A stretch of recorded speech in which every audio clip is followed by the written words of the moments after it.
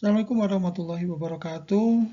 Salam untuk semua Bapak Ibu guru hebat dimanapun Anda berada. Pada kesempatan ini saya akan melakukan demonstrasi konseptual pemikiran Ki Hajar Dewantara dalam konteks pendidikan yang berpihak pada murid.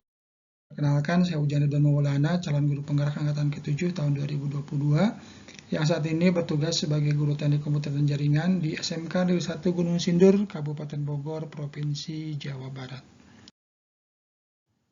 Seperti kita ketahui, Ki Hajar Dewantara adalah seorang tokoh pendidikan yang terkenal di Indonesia yang pemikiran-pemikirannya dibuat sebagai acuan dalam proses pendidikan yang ada di Indonesia. Beliau lahir di Yogyakarta pada 2 Mei tahun 1889 yang mana tanggal lahirnya dijadikan sebuah momen bersejarah di Indonesia dan dijadikan sebagai peringatan Hari Pendidikan Nasional yang setiap tahunnya diperingati di negara kita.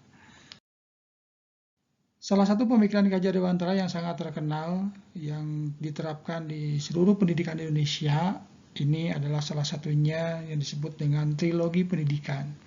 Ada 3 hal yang beliau sampaikan di dalam pendidikan. Yang pertama ada Ingarsa Sungtulodo, Ingmadjo Mangunkarso, dan Tuturi Handayani, di mana trilogi pendidikan ini menjadikan acuan kita selaku sebagai pengajar untuk bisa menempatkan diri pada saat kita melakukan pembelajaran dan pendidikan kepada siswa-siswi kita. Yang pertama, Ingarsa Sungtulodo, ini adalah peran kita sebagai guru harus memberikan teladan, harus memberikan contoh yang baik kepada siswa-siswa kita. Apabila kita ada di depan mereka, harus memberikan contoh yang baik sehingga mereka pun akan bersikap baik sesuai dengan apa yang kita contohkan. Kemudian Ingmadjo Mangunkarso, di tengah kita sebagai pembangun, sebagai pemberi motivator, sebagai pemberi karsa, yang harus memberikan ide-ide yang baik, dan sekaligus juga kita harus bisa menempatkan diri sebagai guru pamong ataupun sebagai teman sejawat yang memberikan masukan-masukan yang bisa mereka terima di dalam proses pembelajaran. Kemudian Tuturi Handayani ini diartikan sebagai apabila kita sebagai guru yang ada di belakang mereka, kita harus memberikan dorongan, harus memberikan motivasi, harus memberikan acuan, dan juga membimbing mereka ke arah yang baik. Inilah 3 hal trilogi pendidikan yang selalu kita terapkan menjadi acuan kita sebagai pendidik untuk memberikan pendidikan kepada siswa-siswi kita, khususnya di sekolah yang kita ampu atau di mana tempat kita memberikan pengajaran kepada siswa-siswi kita. Berkaitan dengan pendidikan yang berpihak pada murid, pembelajaran yang berpihak pada murid ini adalah suatu pembelajaran yang mengedepankan kodrat mereka sebagai siswa, dan juga kita harus memperhatikan tumbuh kembang mereka, dan kita harus memperhatikan pula setiap karakter mereka dari berbagai macam latar belakang keluarga, bermacam-macam sosial maupun juga budaya maupun ras, agama dan sebagainya. Kita harus bisa menempatkan diri dan menempatkan mereka di hal yang paling terdepan. Pembelajaran yang berpihak pada murid ini adalah mendorong siswa agar mereka sangat terlibat aktif di dalam pembelajaran dan juga memperhatikan karakter siswa. Karakter siswa yang dapat digunakan di sini harus dijadikan sebagai acuan kita sebagai guru dalam membuat rancangan pembelajaran, pelaksanaan, dan sampai dengan penilaian pembelajaran sehingga kita bisa menghasilkan tujuan atau mencapai tujuan pembelajaran yang diharapkan dengan tidak menodai, dengan tidak mengesampingkan keberagaman yang ada di siswa-siswa kita.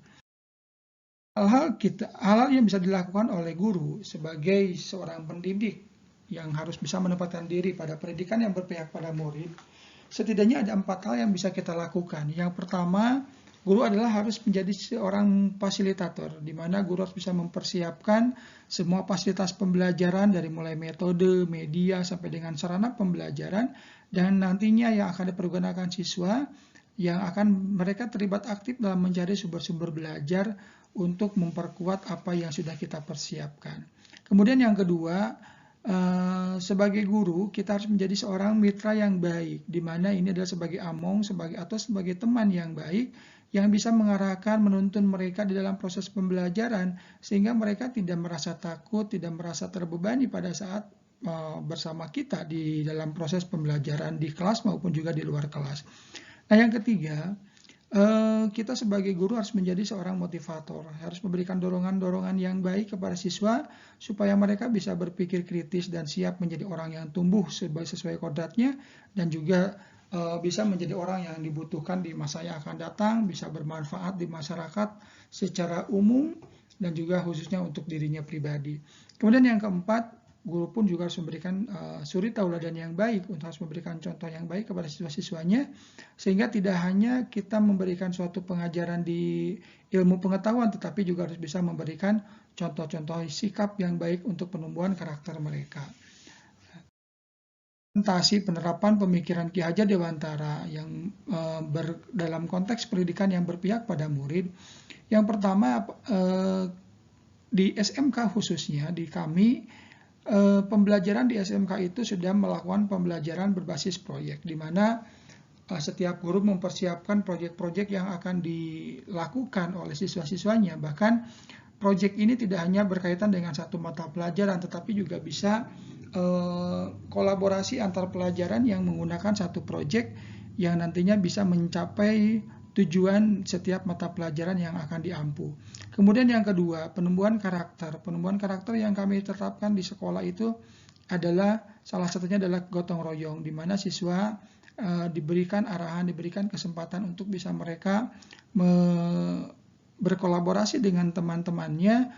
Salah satu contohnya adalah untuk kegiatan penataan lingkungan atau cinta lingkungan. Nah, di sini semua siswa diarahkan untuk bisa bertanggung jawab dan bergotong royong atas yang diberikan oleh guru untuk bisa menyelesaikan tugas-tugas yang diselesaikan. Kemudian juga di dalam penumbuhan karakter untuk bidang religius, kami setiap hari, kecuali di hari Senin, itu kita menerapkan kegiatan religius untuk salah satunya adalah pembiasaan sholat duha. Nah, ini kegiatan-kegiatan yang dilaksanakan secara rutin kepada siswa, baik itu di dalam kelas maupun di ruang-ruangan tertentu yang sudah ditetapkan. Kemudian yang berikutnya yang sudah kita terapkan di sekolah dalam pembentukan karakter adalah cinta tanah air. Di sini mereka diajarkan bagaimana mereka menghargai perbedaan, menghargai kebinekaan khususnya di Indonesia, karena tidak menutup kemungkinan walaupun kita dalam satu institusi pendidikan, di dalam satu sekolah, pasti ada latar belakang budaya, latar belakang suku, latar belakang agama yang berada di dalam satu sekolah ini. Maka kita menumbuhkan sikap rasa toleransi di dalam diri mereka, supaya di dalam keberagaman ini mereka saling bisa menghargai. Ini adalah hal yang bisa diterapkan di sekolah, dan hal ini sudah kita terapkan di sekolah kita untuk bisa menerapkan bagaimana pemikiran Ki Hajar Dewantara untuk proses pendidikan yang berpihak kepada murid. Mungkin itu yang bisa. Terima kasih atas perhatiannya. Mohon maaf apabila ada hal yang kurang berkenan. Saya tutup. Assalamualaikum warahmatullahi wabarakatuh.